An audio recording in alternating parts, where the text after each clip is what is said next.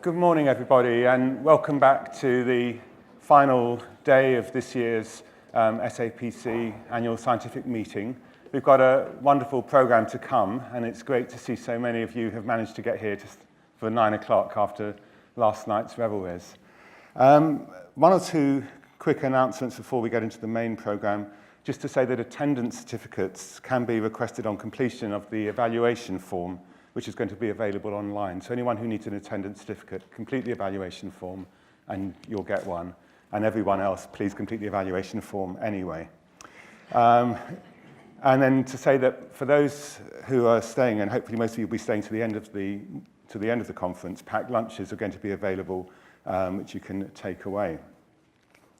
So moving to the main reason for being here this morning, is to hear Professor Louise Robinson, who will be familiar to many of you. It's a great honour to welcome you, Louise, and we're really looking forward to your presentation. I'm not going to try and summarise Louise's career. There's some notes on page 21 of the programme, but just to say, as I say, it's a great honour and privilege to invite you to talk to us. Thank you. And hear me all right at the back there. Is that good? Okay. I'm sorry to have left the dancing so early last night, but I thought I'd better be behaved and fresh for you on the morning. I'm Carol Floyd. I have dementia. It's caused by Alzheimer's affecting my brain. I often forget things, and sometimes I repeat myself.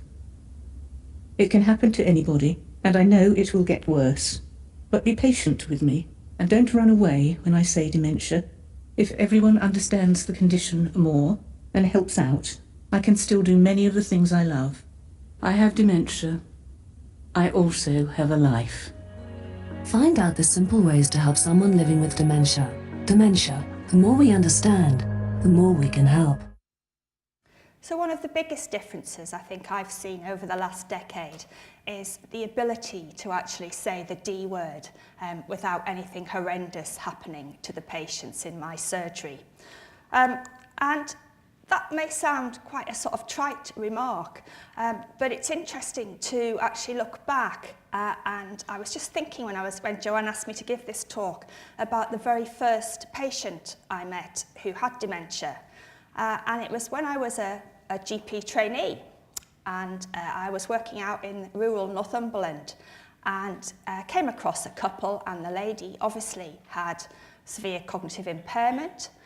The family had kept it pretty well hidden, and because they were in a rural community, she was able to manage fairly well in the community. And I discussed the case with my trainer at the time, and I said, you know, what do I do? I think she needs an assessment. I'm not an expert, but it looks like she's got dementia. The history's fairly classical. And he said to me, well, you know, Louise, you're sort of, it's the devil if you do and the devil if you don't, basically. So yes, you can send her nearly 40 miles to a specialist centre, and she can be assessed and get a diagnosis of dementia. But what's that going to do? You know, that's a label. It doesn't help things. It might distress a family, and there's no treatment.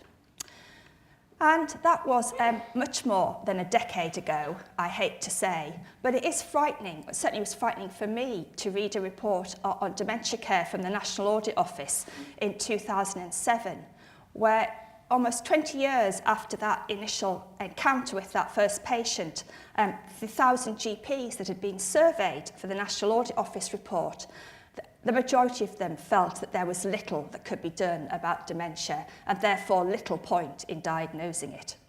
And less than a third felt that they'd had sufficient training to actually be able to care for people with dementia in the community.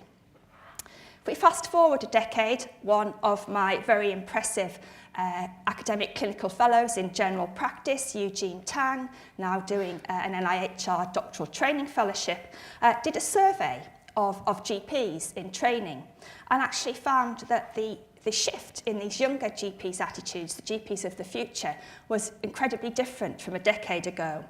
This group felt that actually it was their role to care and to provide support for people and families with dementia. It was just another illness as part of the long-term illnesses that they managed in their repertoire of skills. So what I want to do over the next half hour is just take you through what has really been quite a remarkable decade in terms of dementia, look at some of the key policy initiatives that have influenced practice and also some of the research that has influenced practice. We've not always got it right, it's not always been in the right order, but I think certainly for someone who, when I entered this as my research career, I pinch myself when I think, if you like, how it's really become the Cinderella of research at the minute and become into the spotlight like it has done.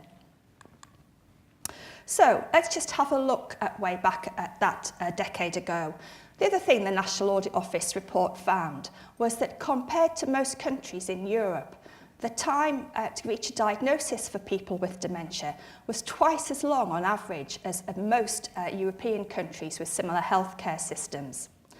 The diagnosis was often poorly communicated, and worryingly for those with Alzheimer's disease, the prescribing rates of the dementia drugs were very low. The time that this report came out, or just after it, we'd been conducting some research in Newcastle, and actually the research study that we undertook, which was looking back at 350 people who'd been diagnosed with dementia's records over the past to see how long from presented to their GP a diagnosis was made, found an average time of 18 months, with the longest time being 4 years for somebody with Lewy body dementia. So the findings of the Audit Office report very much were confirmed by the findings we found in some regional research. But it wasn't just about diagnosis and getting a diagnosis. The current dementia guidelines, NICE guidelines for dementia, are a decade old now, so it's actually very timely to be doing this talk, and are currently under review, with the updated ones due for release later this year or early 2018. And a lot of the recommendations that came from those NICE dementia guidelines were actually based on poor evidence or a lack of evidence in the area, and actually based on the professional consensus of the group in the committee group. The other thing that has been a major issue in dementia care has been the geographical inequalities that we've seen. The map you can see there, you won't be able to see the detail of, but this came from the Alzheimer's Society in about 2010 and shows the percentage of people referred to specialist clinics getting a diagnosis of dementia. The green that you see in Scotland and Northern Ireland are rates of about 70%. The darker red colours are as low as 25 to 30%.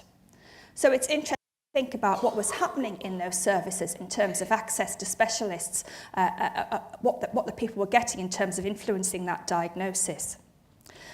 And not only was there poor quality care and geographical inequalities in care, but the other concern that started to rear its head was cost of care. We know from some of the Dementia UK reports that the costs of dementia care are much greater than, so have been quoted, than the costs of cancer and heart disease and stroke put together, especially in the last year of life. So in terms of numbers, as a GP, you won't have that many people with dementia compared to probably cancer and heart disease, but it's very costly illness. And as the Dementia UK 2014, the latest report found, that care is still poorly coordinated and poorly integrated, and certainly could be delivered in a much more efficient way. Many policy reports have encouraged the NHS to take a less risk-averse approach to dementia care, encouraging us to spend to save. So by actually taking risks and looking at more innovative models of integrated care, in the long term, this might actually be more cost-effective. All of this led to us introducing a national dementia strategy. This is a summary of the national dementia strategy. Interestingly, released in 2009, almost 2 to 3 years in development with a whole variety of professionals involved and a huge patient-public involvement led by the Alzheimer's Society, but very much focused on early diagnosis and support. And actually, it's interesting to note that the first full version of this document that came out for public consultation actually didn't include end-of-life care at all. And as a study from Carol Brain and her team showed last year, dementia is currently the commonest cause of death in older women. And so bizarre that such an important part of dementia care should be completely left out of a national dementia strategy. But very much a focus on raising understanding and awareness, not just in the public, but in professionals, and focusing on getting that diagnosis, perhaps too much of a focus on getting a diagnosis, but then trying to encourage people to have a good quality of life once a diagnosis had been given, despite, obviously, a lack of a cure still. And bizarrely, once the National Dementia Strategy was released, it continued that the Cinderella transformation of this illness that had been in the shadows for so long was then selected by David Cameron as, if you like, and it was the first time a Prime Minister had ever selected a single illness to focus on in policy terms. And he introduced a National Dementia Challenge. And interestingly, this was actually quite heavily evidence-based from the research at the time. There were many meetings. We had to present evidence to Jeremy Hunt. And actually, the whole process was done, I would have thought, fairly carefully in terms of what they were trying to achieve. A second dementia challenge, he also prepared to continue the work, but obviously he was removed from office before that could actually be imposed. But we're still looking at picking up some of the work from that, and I'll talk about it later on. But while this was all happening nationally, another interesting thing was happening is that dementia was becoming a global challenge, very much highlighted by the World Alzheimer's Organisation. This is a slide taken from one of their annual reports, and I draw your attention to this map, which shows, if you like, the number of people living with dementia in the world. And the interesting thing is that actually dementia now, in 2017, is not so much a big issue for us in the UK and in Europe, but it's going to be a huge issue, particularly for Asia and China, where ageing populations are probably rising and overtaking Europe. And as we all know, age is the biggest risk factor for dementia. So a huge problem for Asia, and much more so than for us, where we already have quite well-established primary care and specialist care and social care health systems.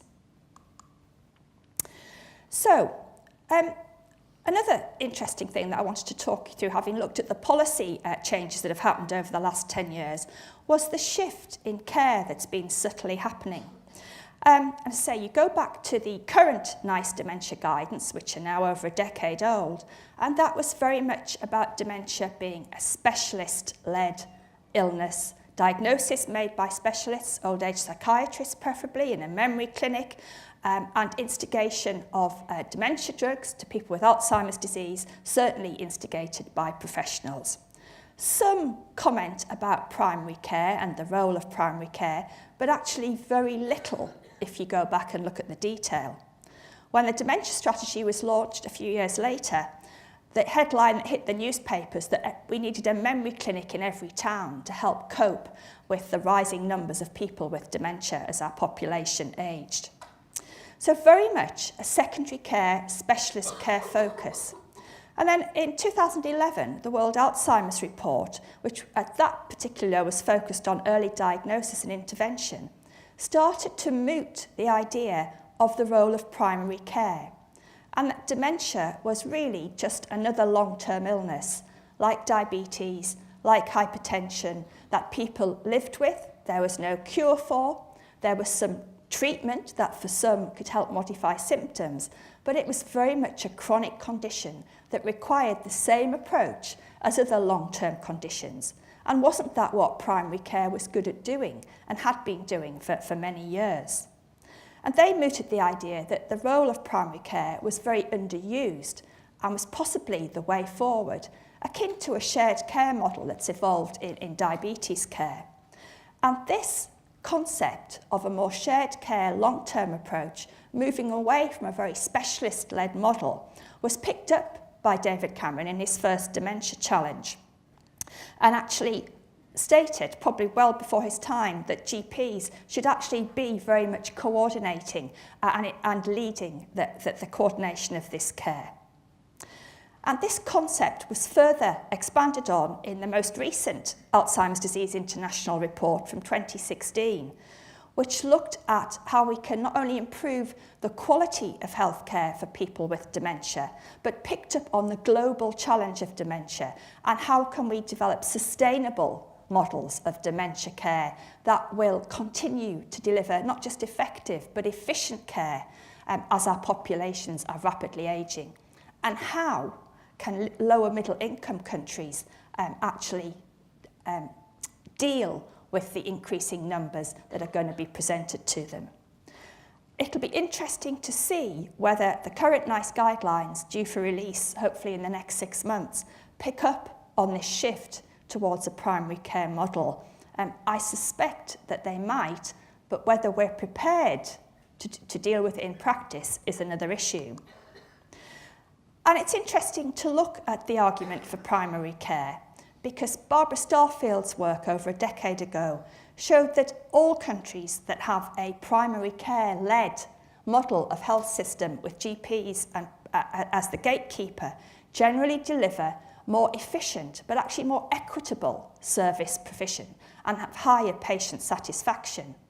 And we know ourselves, certainly I've noticed in my GP job, that over the last 10 years, my role has shifted very much. I do very little acute illness care now. Most of my nurse practitioners do that. I only really see that sort of acute illness if I'm on call. Most of my surgeries are dealing with complex chronic illness, with multimorbidity, and with health promotion and long-term illness monitoring. So the argument for taking, if you like, a long-term illness approach to dementia, I certainly think in theory is there. And developing a more shared care approach where we have GPs and primary care teams doing the bulk of the care, the bulk of the time, to the majority of people with dementia, akin to diabetes, is surely the way forward, leaving our specialists in geriatrics or neurology or old age psychiatry to deal with the younger onset dementias, the more challenging behaviours, and the less common dementias like frontotemporal and Lewy body dementia.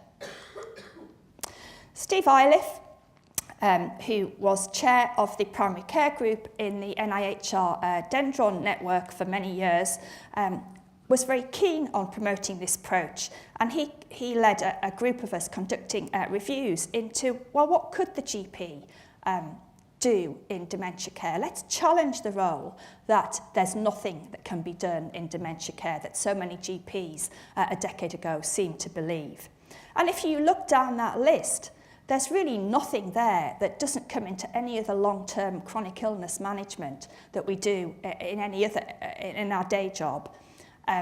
Risk assessment, risk reduction, I'll talk about later, pre-diagnostic assessment, choosing and selecting the most appropriate people to be referred, not making a diagnosis, but talking about the diagnosis once it's been confirmed, exploring the person's experience of accepting that diagnosis and the family, and ensuring an open, honest dialogue about what is going on so that you can plan for the future. Providing support and signposting to various agencies like Alzheimer's Society or Age UK. But a very important bit, and I'm sure you'll probably all agree, is dealing with their physical health problems, because many of these people that I see with dementia have lots of physical comorbidities that are just not dealt with by the specialists when they actually get seen in the memory clinics. And often we know their spouse or their main carer very well, and so we're able to provide support for them too, if not looking after them physically. And certainly most of the people dying with dementia die in the community, either in nursing homes or very rarely in their own homes, with care provided by the GP and the primary and community care teams. So the model is very similar. So, having talked about the shift in policy and perhaps a shift in practice, which may be coming, and I just want to talk through some of the, if you like, some of the highlights of dementia research in the last decade that have actually made a big impression on both policy and practice. A decade ago, as I said, our prescribing of the dementia drugs to people with Alzheimer's disease, donezepil, galantamine, rivastigmine, was very low, probably one of the lowest in Europe. And that was because of the NICE guidelines, which basically limited these drugs to people in the very later stages of the illness. And this was completely contradictory to what was happening in the rest of Europe, where people, once a diagnosis of Alzheimer's had been made, were being put straight on this medication in the very early stages. And in a very famous episode, Alzheimer's Society and their big patient public body took NICE to court to actually challenge the guidelines, and that led to a review of the prescribing guidelines in 2011, which brought the UK up to speed compared to other countries in Europe. And the High Court ruled that actually the evidence was sufficiently good and of high quality to say that people, once a diagnosis had been made of Alzheimer's disease, should be started on this medication. Still initiated by specialists, but around that time we started to see the role of the GP coming in terms of monitoring and shared care for people on the illness. Some further research following that NICE review in 2011, I think will make its way into the NICE guidelines in 2017. And this was a very high quality trial conducted by Rob Howard, looking at what happened if you continue donezepil in people with Alzheimer's disease almost into the very severe palliative stages, which was not what the NICE guidelines said. It said that once it stopped having an obvious effect, it had to be stopped. But in Rob's trial, in the intervention group, they allowed the intervention group to continue on these medications. And they found that actually it had quite a marked improvement, not just on slowing cognition, but on incidence of behavioural problems and also on quality of life. So I suspect, and that trial, along with some cost-effective modelling work that Martin Knapp did from the London School of Economics, which basically showed that these drugs were not just effective, but extremely cost-effective now that the cost of them has gone down over the last few years. That the NICE guidelines later this year will say that people, a bit like in hypertension, will stay on these drugs throughout the course of their Alzheimer's disease until the point, perhaps, at which we decide that palliative care is the most appropriate approach. Another bit of again, almost primary care-based research, really. Clive Ballard's work looking at the role of antipsychotic medication. I'm sure many of you will be aware of this, that the effect of antipsychotics on people with dementia has had huge impact on their mortality and their morbidity, and these were prescribed often as a way of treating the severe behavioural problems that people with dementia experienced. Once we knew about the side effects, the harmful side effects of these, Clive Ballard did a very, very nice, high-quality, randomised controlled trial showing that in 3/4 of the patients in the intervention group, you could quite easily stop these antipsychotic drugs quite quickly without any long-term side effects or harms on the patients. And that had quite a profound effect on practice. The National Dementia Strategy Group set up an expert panel and we developed a consensus pathway looking at how people with dementia who develop behaviour problems should be treated and minimising the use of antipsychotics by taking the look at the treatable causes approach, use social and environmental options first, and if you do need to use antipsychotics, if the behavioural symptoms are so disturbing either to the person or their family or to the community around them, then these drugs should be used for a very limited period of time and stopped preferably after 6 weeks, quickly and without any problems. And if you do need to continue them, that you make that risk-benefit decision and document it in the notes. So again, a well-controlled trial that led to quite an incredible change in practice. And we know from GP prescribing rates that about 2 or 3 years after this pathway was developed, the prescribing of antipsychotic medication in primary care was reduced by almost half compared to what it had been 2 years before the dementia strategy was introduced. So that's sounds great and it all sounds very positive, but obviously occasionally we don't get it right and it all backfires on us. Many of you will remember the initiative to introduce case finding in general practice a few years ago, which led to quite a political furore. The evidence around this was based on the fact that we increasingly know the factors that contribute to dementia. We know that age is the strongest risk factor. We know that people with learning disabilities as they get older, certainly over 40 and 50, have a much greater chance of developing dementia, as do people with Parkinson's and people with high vascular risk. And this led to the introduction of a scheme, and the headlines weren't very favourable. GPs paid £55 to diagnose dementia, was one I think I saw in several of the tabloid papers. And I suppose that was something where, a bit like if anyone was in the frailty session yesterday, some emerging research was perhaps it was introduced a bit too early into practice before it had really been thought through to get the most benefit from it.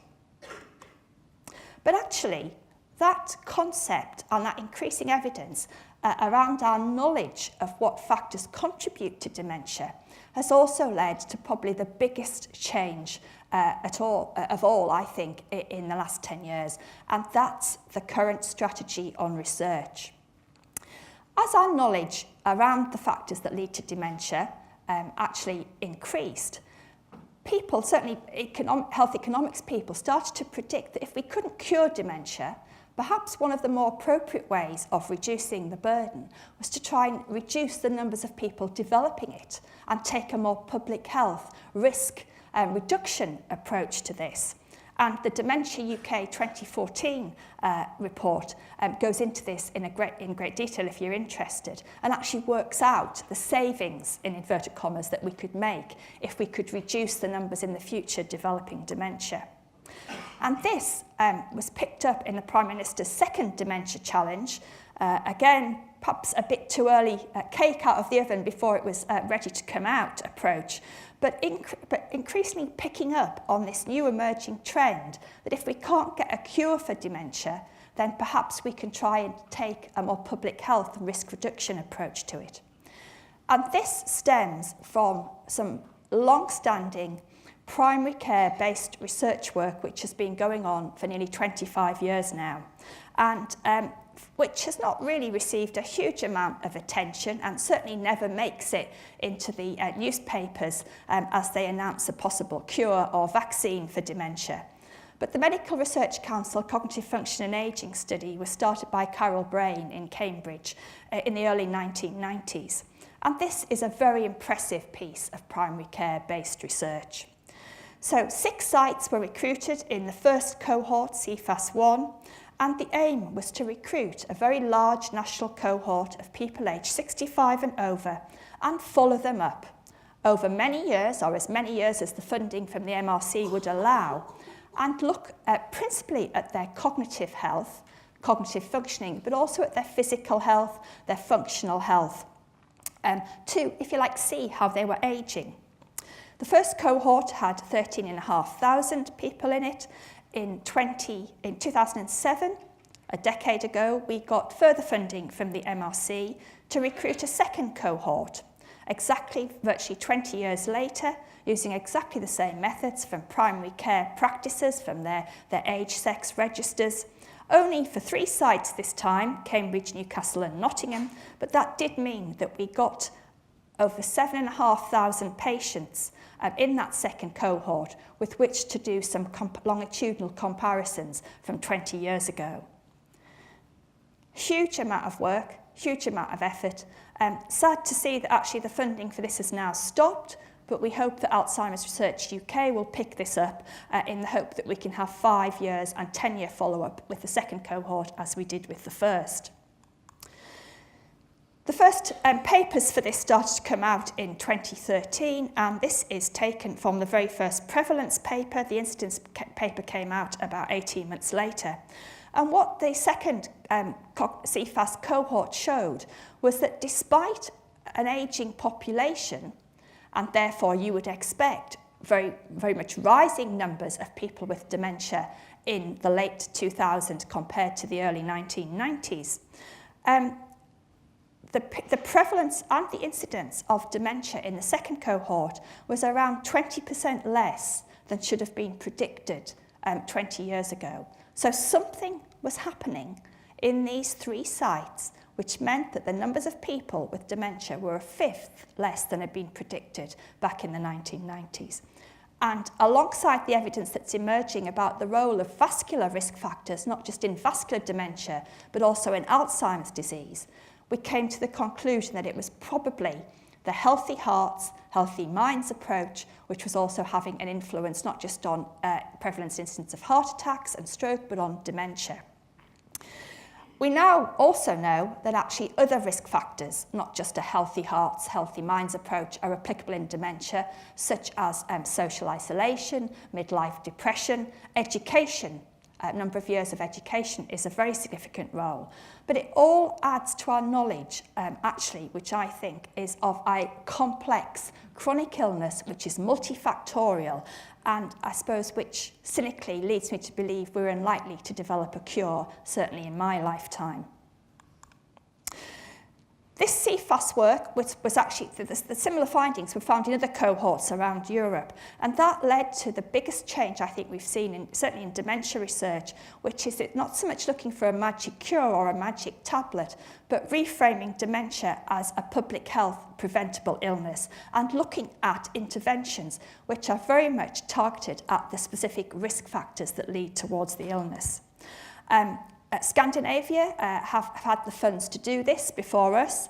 The FINGER trial, which was established in 2012, aimed to put in a complex multi-domain intervention to an intervention group in a randomised controlled trial, which was very much looking at a healthy Mediterranean diet, encouraging physical activity, using the brain more through various puzzles and mental activity, and also treatment of cardiovascular risk factors. The interim findings from the first follow-up of this trial were reported just over a year ago now, and have shown that in the intervention group, around a third less than the control group have less cognitive decline compared to the control group. So it looks in a well-conducted, highly expensive, very, very large randomised controlled trial looking at this multifactorial approach to preventing dementia, that actually the findings are confirming what many of us think. So that's just a very, very quick run through the decade. There probably are other things I could have talked about, but I think I just want to really spend the last 5 minutes looking at some of the things that really still do need a bit of attention. As you can imagine, well, it's quite interesting to think I met my old medical school dean a few months ago. He lives abroad now, and he'd come back to England, and we were reminiscing over dinner, and he said, "I'll never forget the day, Louise, when I offered you that job of head of medical education at Newcastle, and you said to me, no thank you, I want to do dementia research. And I gave you such a hard time that you were completely wasting your time and you'd never get anywhere, and it was a completely lost cause, and you know how things have proved wrong. But we still have a long, long way to go. It was fabulous to hear that over a year ago the government announced 150 million to be put into the UK's first Dementia Research Institute. This was to be managed by the Medical Research Council, and following competition, UCL were awarded that money and will be building a new research institute. But all of that money is being targeted, most of it, to finding the magic cure or finding the magic tablets. It's very biomedically focused. It's certainly not covering the sorts of research that I've been doing over the last 20 years. And I think that's very sad to see, especially amongst some of the strong evidence that is coming from many of these primary care-led cohort studies and primary care-led trials about what really are causing the majority of common dementias. The Alzheimer's Society have come up trumps again. They've announced 50 million to match the 150 million for the UK Dementia Research Institute, but very much with research focused on care, not on finding a cure. And their current dementia research strategy, which is currently under review, and their next one, which will be announced soon, I think will change from having a focus on cure, care and cause, which was their strapline, to cure, care, cause and prevention. And I think they will certainly start to fund some more of this research, which is looking at the complex nature of dementia and not just trying to find a simple magic drug that's going to make a big difference. They've started this process by awarding 3 centres of excellence. We were very lucky in Newcastle to get one of these. The other 2 have gone to Exeter and to UCL. But this is around putting money into research focused on care and making a difference to people living with dementia now and in their families, rather than trying to look very much into the future for the magic cure. This is one of the first project I'll be doing, and as you can probably imagine from some of the rationale I've talked about today, I'm very interested in looking how we can set up primary care-led, coordinated shared care models of dementia. And interestingly, when I first started to do dementia research, I thought my biggest hurdle would be to win over the hearts and minds of GPs, to convert them that this was something that they can be doing. And actually, more recently, I've changed that. My biggest hurdle now is to convince the specialists that we are capable of actually delivering care to people living with dementia, as many of us are already doing, but without, if you like, the training and support that formal shared care pathways should come with. I'm fortunate to have a number of senior old age psychiatrists in the dementia world who are very interested in developing these models. Shubi Banerjee and Alistair Burns, the National Dementia Czar, as part of this bid. Because it's certainly the case, and I'd be interested to hear your experience, but in my area, my memory clinic is now a one-stop shop, refer, diagnosis, discharge, because they're just overwhelmed. And even then, the waiting time is probably around 4 to 5 months from the point of me referring someone. So the system has to change and is changing, and what we need to do is manage that in a very proactive way and ensure that we're all prepared to provide good quality care for this group of people. So, my final point really is, how do we do that? I'm not sure that from a training perspective we're any better off than we were when I trained. I'd like to think that we could be. It's certainly not something that many of my students have looked at in terms of medical education. It's not high on the agenda. The care of older people is not really high on the agenda, or as high on the agenda as it should be in medical curriculum. And we certainly need to look at how we translate some of this research into practice, even more than just quality of care, but much wider. This is something over the last few years that I've got interested in, that obviously my university are not that particularly happy that I get interested in, because this doesn't produce the 5-star papers and the 4-star ref impact. But for me, this is, if you like, the raison d'etre for going into dementia research in the first place, about making a difference for the people that I'm caring for and the people living with this illness. And these are just some of the products, if you like, that I've been involved with, largely when I was RCGP Champion for Dementia, that I hope might make a difference to people living with the illness.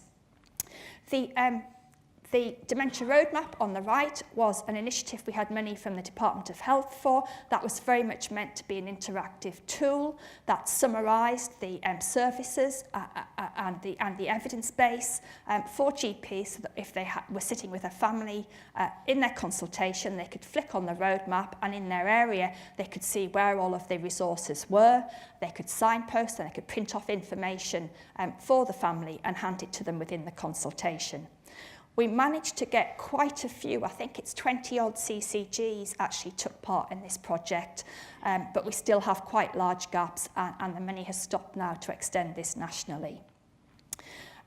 the one-day essentials dementia course that that Jill Rasmussen and I have run at the RCGP over the last 5 to 10 years is increasingly full. And is one of the most popular clinical essential courses that they run. And we still only hold it once a year, but I'm sure the demand will be much greater. And bizarrely, this theory I had, again, quite amazingly, has paid off because we were approached by the government a few years ago now to see whether we'd be interested in looking at developing this concept of translating evidence into real-world products on a much larger scale. And they were very keen to invest in this, and we managed to get £40 million to develop this building, which is currently just a building site, but will be completed in a few years' time. And the whole point of this National Innovation Centre is that academics and the public will bring their knowledge, their academic knowledge, their scientific knowledge, the public, their experience of living with illness and ageing to this centre to work with industry and work with businesses and hopefully develop products and services that are more attuned and meet the needs of an ageing population. Sometimes it's amazing, I think, the quiz, be careful what you wish for because it might actually materialise. So I think that's probably all I want to say. I'd be interested to hear your experiences about whether things have changed over a decade. I think for me it's probably more like 2 decades. Certainly the difference I see now is that the last few patients I've diagnosed with dementia, well, I haven't diagnosed, but I've referred for a diagnosis of dementia, have received that diagnosis much more swiftly, more accurately. They have come back to me knowing that they have dementia. We have had open, honest conversations about it. They have felt able to tell their families. Some have done things like power of attorney, others haven't. And I see those people every 3 to 6 months, just as I would see my diabetics. I don't do anything magical. I look after their physical health. I give them information and guidance. I check that their main carer is healthy and well and able to keep on caring, that they're not depressed. I monitor their health. I look at their risk factors. But it's no different to the sort of care that the diabetics in our practice get. The problem is I'm the only person in my practice that feels able to do that. And so I run a mini dementia clinic for all of our dementia patients in our practice. And it would be nice to see that model, I think, extended to a much broader, arena, certainly in my practice, if not just regionally and nationally. Thank you very much.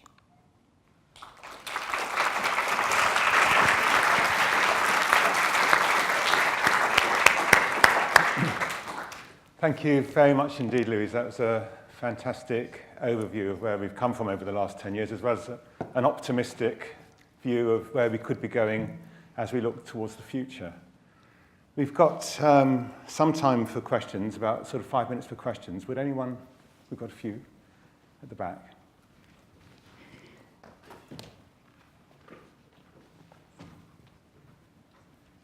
Thank you for a fantastic presentation.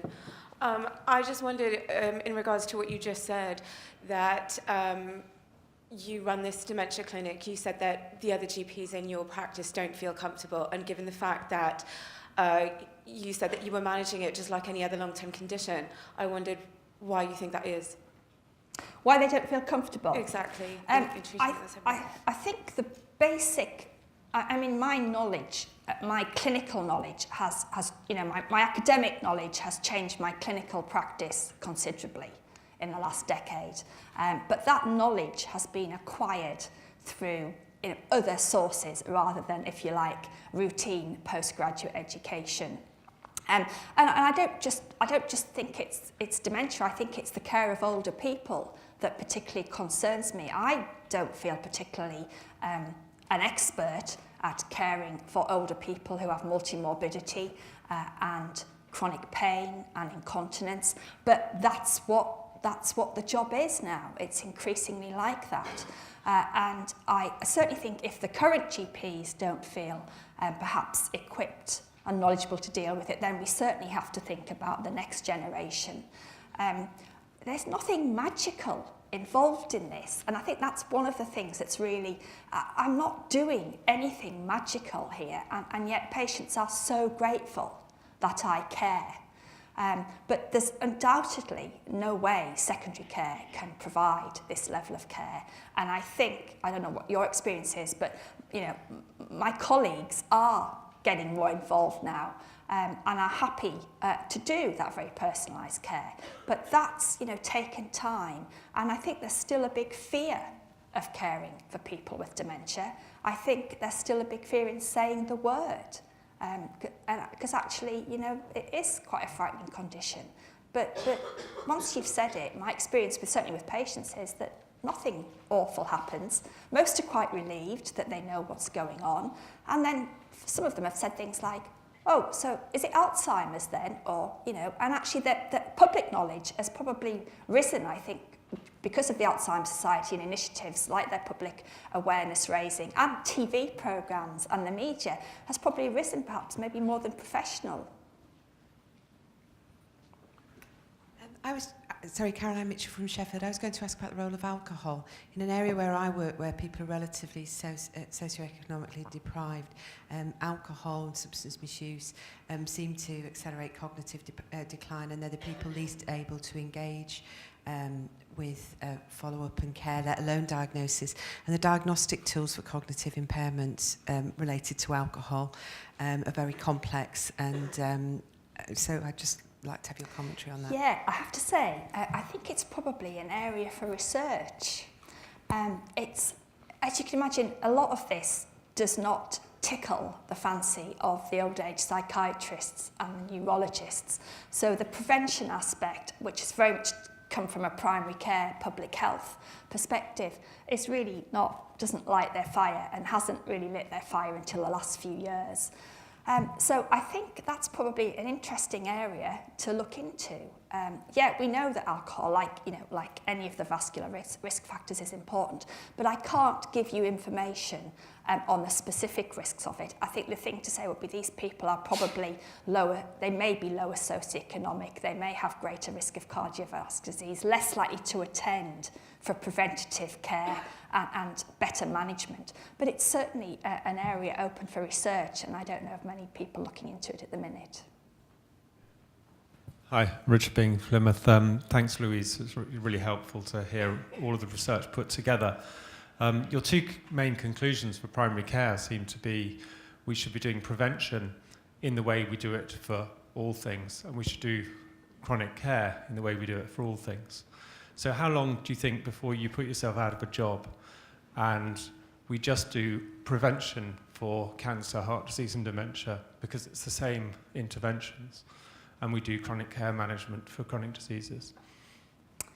I think it's a very interesting concept. I mean,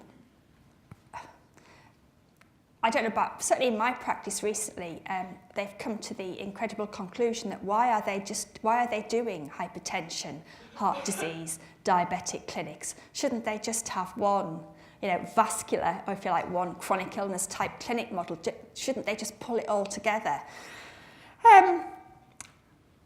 I mean, the thing is, you can't go with fate, can you? There will be people who live very healthy lifestyles, who have, like Margaret Thatcher, have very high intelligence, have lots of education and develop dementia. But I think in general, a lot of these illnesses will be regarded as multifactorial complex illnesses.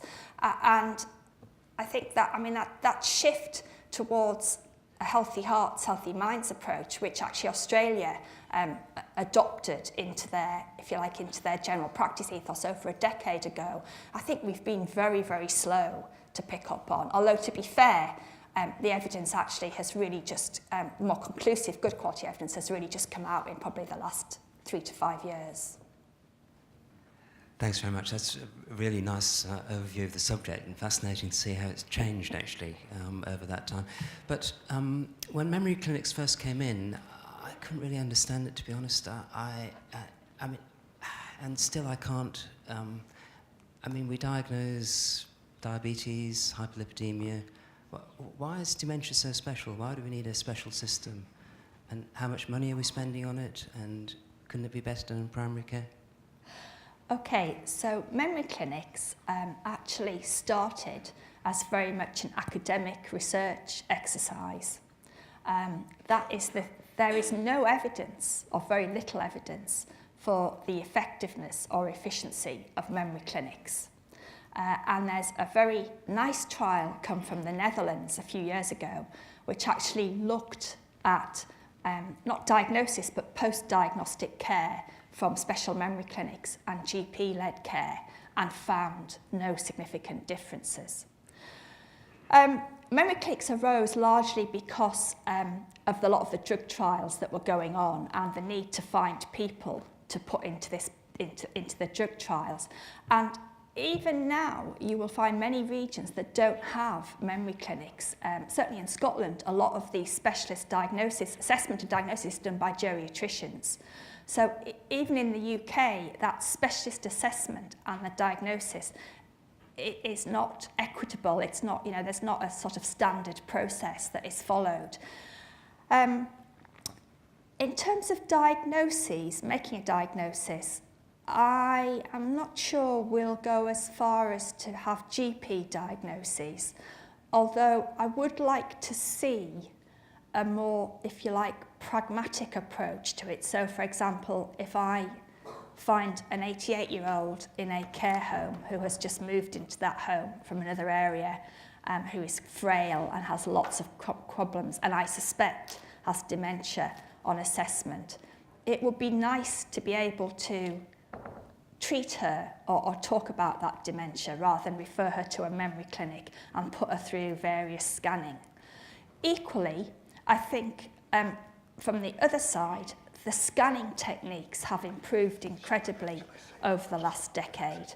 And so if you get a very good memory clinic that has appropriate scanning equipment, you should now be able to get not only a diagnosis of dementia, but a subtype diagnosis of dementia.